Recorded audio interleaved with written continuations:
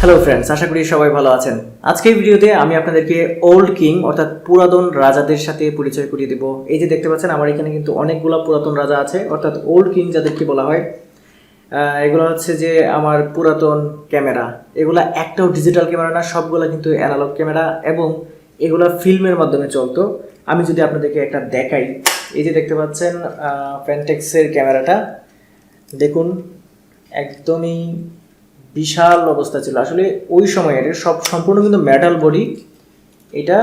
এই যে দেখুন ফিল্মের মাধ্যমে চলতো। এই যে ফিল্ম, এই যে দেখতে পাচ্ছেন ফিল্মের এটা কিন্তু এখানে দেওয়া আছে।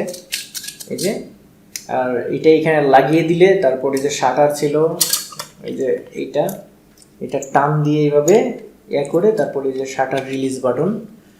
তারপর কিন্তু এই যে দেখতে পাচ্ছেন লেন্স। এই ফ্যান্টেক্সের ক্যামেরাটা আসলে এটার যখন তৈরি হয় আমরা অনেকে আছি তাদের তখন জন্মই হয় নাই। এই ফ্যান্টেক্সের ক্যামেরাটা হলো 1976 সালে জন্ম এটার। দেখুন ভালো করে দেখুন, এটা 1976 সালে কিন্তু এটার জন্ম। এটার যে বডি আছে প্রথম রিলিজ করা হয়, তারপর অনেকগুলো মডেল আপডেট মডেল এসেছে। এটা কিন্তু 1976 সালের। এই যে দেখুন। সো ফ্রেন্ডস, এগুলো কিন্তু দেখলেই বোঝা যায় যে এরা যে ওল্ড কিং ছিল। এই যে এটা হচ্ছে ভিউ ফাইন্ডার, তারপরে যে মোডস, এই যে দেখুন মোডস, আমরা বর্তমান ক্যামেরাতে যেগুলো দেখি মোডস। তারপরে এটা হচ্ছে শাটার রিলিজ, এখানে বিভিন্ন অপশন আছে। তারপরে যে মিটার উপরের মিটার, বর্তমান ক্যামেরাতে যে উপরে ডিজিটাল মিটার থাকে। তারপর এটার যে অ্যাপারচার আছে, অ্যাপারচার রিং সহ কিন্তু দেখা যায় ভিতরে। আপনারা যদি একটু চেষ্টা করেন তাহলে দেখতে পাবেন এই অ্যাপারচার রিং সহ ভিতরে দেখা যায়। সো ফ্রেন্ডস, এই ফ্যান্টেক্সের ক্যামেরাটা দেখুন, এটা কত সালে তৈরি? 1976 সালে। আসলে সবগুলো তো মনে থাকে না, আমি এগুলো লিখে নিয়েছি। এরপরে যদি আপনারা দেখাই এই নিকনের ক্যামেরাটা, এই যে দেখুন এটা কিন্তু ফিল্মের তৈরি।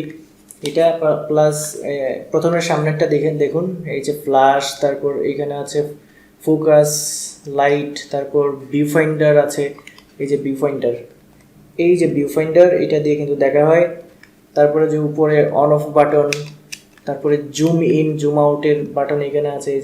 এই জায়গাটাতে, তারপর এই জায়গাটা দিয়ে নিচের দিকে টান দিলেই এটা খুলে আসে। এই জায়গাটাতে কিন্তু এই যে আমার আঙ্গুলগুলো যেখানে আছে এই জায়গাটাতে ফিল্ম বসাতে হতো।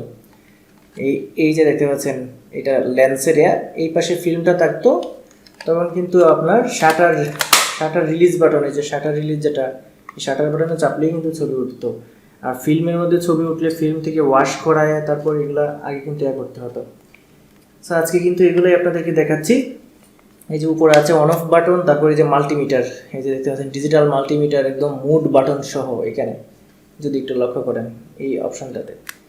সো এইগুলাকে কিন্তু আসলে ওল্ড কিং অর্থাৎ পুরাতন রাজা যে আমি বলছি সেগুলো কিন্তু আসলে কম কিছু বলছি না। দেখুন এই যে স্ট্রিপটা আছে, এই যে স্ট্রিপটার কোয়ালিটিটা দেখে আমি কিন্তু বুঝতে পারছি যে এটা আসলে ওই সময়ে যার হাতে ছিল এই ক্যামেরাটা যখন নতুন রিলিজ হয়েছে। এটা রিলিজ হয়েছে 1992 সালে এবং এটার মডেলটা হচ্ছে নিকন টিডাব্লিউ।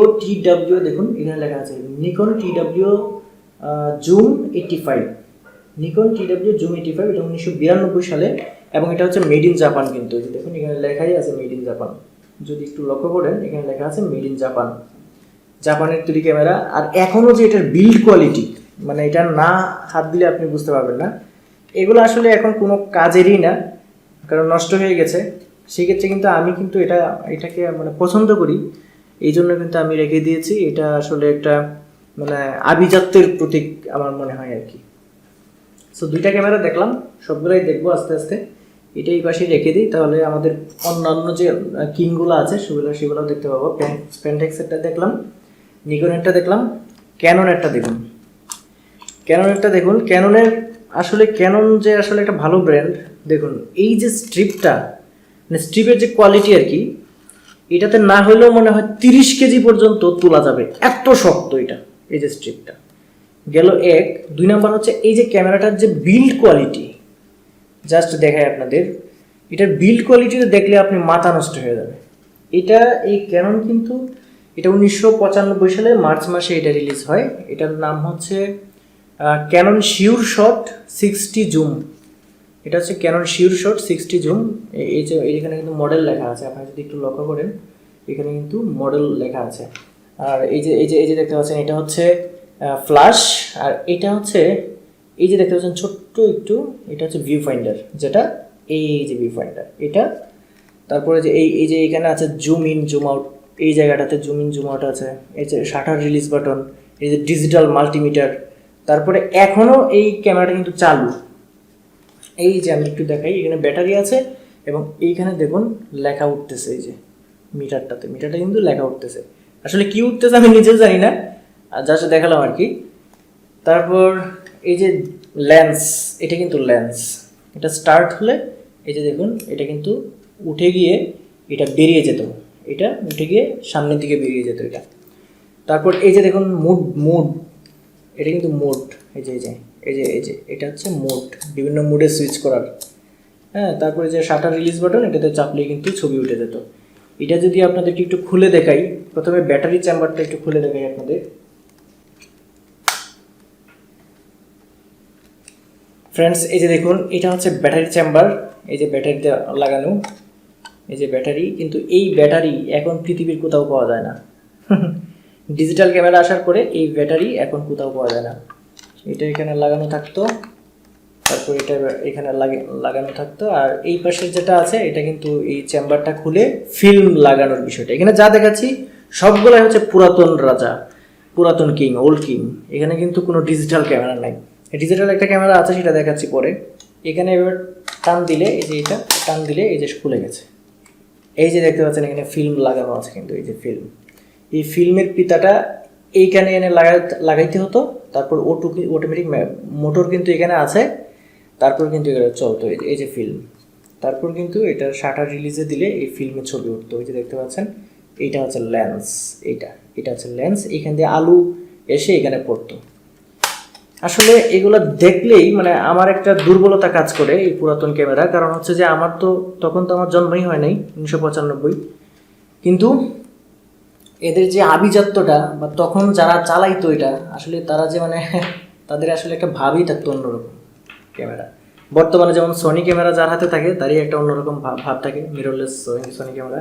এগুলো কিন্তু সেরকমই, এটার বিল্ড কোয়ালিটি এবং এতদিন পরেও যে এত ফ্রেশ, যদিও এটা প্লাস্টিক বডি তবু যে এত ফ্রেশ, এটা দেখলেই আসলে মানে এটার যে আভিজাত্যটা সেটা কিন্তু বোঝা যায়।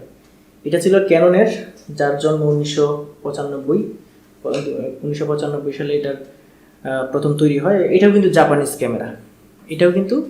জাপানিজ ক্যামেরা, তারপরে আমরা দেখবো আরেকটা ক্যামেরা, একটু ক্যামেরার নামটা দেখে নিই। ক্যামেরা হচ্ছে ভিভিটার, একটু যদি দেখেন আপনাদের, এই যে ভিভিটার। আর এইখানে মডেল নামটা ছিল, মডেল নামটা কিন্তু মুছে গিয়েছে। ভিভিটার, এটা মেটাল বডি, সম্পূর্ণ মেটাল বডি, এবং এটার ওজন এখনও মনে হয় 1 কেজির মতো আছে, 1 কেজির মতো। এই যে দেখতে পাচ্ছেন মাল্টি মুডের মুড সুইচিংয়ের এটা। তারপর এটা হচ্ছে ফিল্ম টানার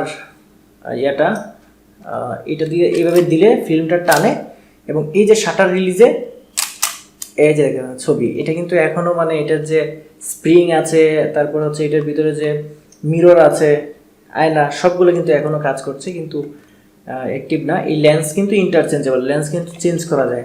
এই যে লেন্সের আছে এখানে, এই যে দেখতে পাচ্ছেন লেন্স কিন্তু চেঞ্জ করা যায়। এই যে দেখতে পাচ্ছেন লেন্স, এই যে ভিতরে দেখুন মিরর, এই যে দেখুন ভিতরে মিরর আছে। এটা টান দিয়ে দেখুন আমরা এই যে দেখুন ছবি উঠলো, এভাবে দিয়ে এটা এইভাবে ধরে টান দিতে হতো এভাবে। তারপর এটা রিলিজ, এটাতে চাপ বলি, এই যে এটা টান দিতে দেখতেই পাচ্ছেন আসলে বিশাল অবস্থা এটার। আর এটা যে মানে ওজন, অনেক ওজন কিন্তু। এবং এটাতে এই যে দেখতে পাচ্ছেন যে লেন্সটা আছে অ্যাপারচার সহ, কিন্তু একদমই এখনও যে লেন্সের যে আপনার বিল্ড কোয়ালিটিটা, এটা কিন্তু আসলে হাতে না নিলে কিন্তু আপনি বুঝবেন না। সো এইটার জন্ম কত সালে একটু দেখে নিই। এটা হচ্ছে 1999 এর প্রোডাক্ট, 1999 সালে কিন্তু এটা হয়। আমাদের বর্তমানে যেমন ইন্টারচেঞ্জেবল লেন্সের সনি, ক্যানন, নিকন এগুলো পাই, এটা ভিভিটারে কিন্তু এরকম একটা এখানেও কিন্তু সেম সিস্টেমে এই যে লালের জায়গায় লাল বসিয়ে এটা কিন্তু আমাদের করতে হয় এখনো, এই যে দিয়ে এই যে লেগে গেছে। সো ফ্রেন্ডস, দেখতেই পাচ্ছেন মানে পুরাতন কিং এখনো কিন্তু চালু, যদিও এটা কিন্তু হয় না, ব্যাটারি দিয়ে এটা চালু করা যাবে না, এই হচ্ছে বিষয়। অনেক পুরাতন, তো 1999 সালের প্রোডাক্ট। সো ফ্রেন্ডস, দেখতেই পাচ্ছেন।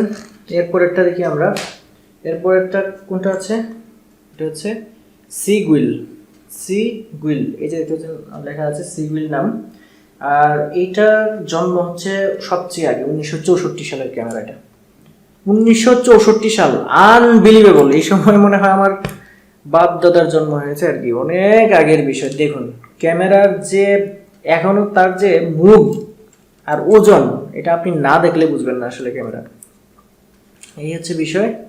আর দেখুন এটা কিন্তু সেম সিস্টেম, এই যে মোড আছে, এখানে কিন্তু ভিউ ফাইন্ডার আছে, এবং এটাও কিন্তু ফিল্মের ক্যামেরা, ভিউ ফাইন্ডার আছে, হ্যাঁ। তারপর যে শাটার রিলিজ আছে, তারপর এই যে ক্যামেরা তো আছে, লেন্স তো আছে, এই লেন্সও কিন্তু খোলা যায়, এই লেন্সটাও কিন্তু খোলা যায়, এটাও কিন্তু খোলা যায়।